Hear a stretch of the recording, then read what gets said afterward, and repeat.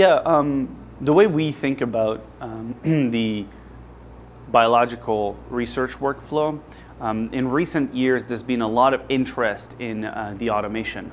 In fact, I was actually one of the early members of another MIT company named Ginkgo Bioworks that has built much of the early tools for automation in molecular biology. And I built a lot of the automation systems then. So I built a lot of knowledge understanding what automation was good for and what it was bad for.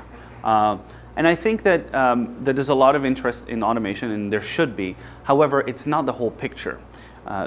One trend that we've seen with the automation is that it's mostly driven by computer scientists who have the tools, but who don't necessarily know the intimate problems of being in the lab, for long hours at a time.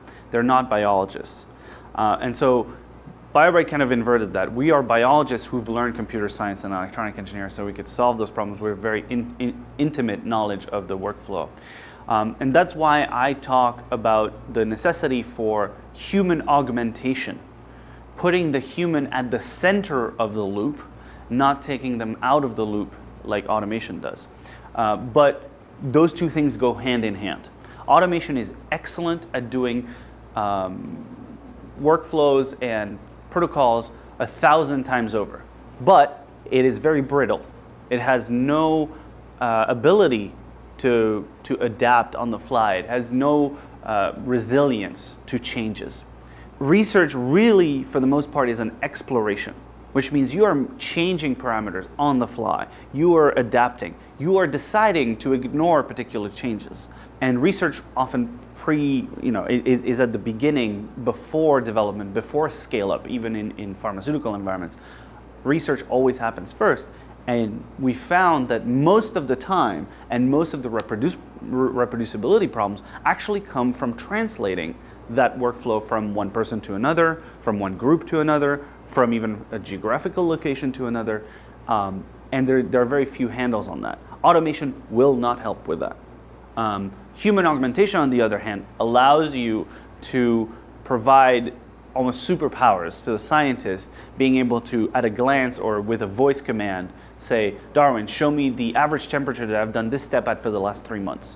Or show me how Mike did it last week, and pop a video.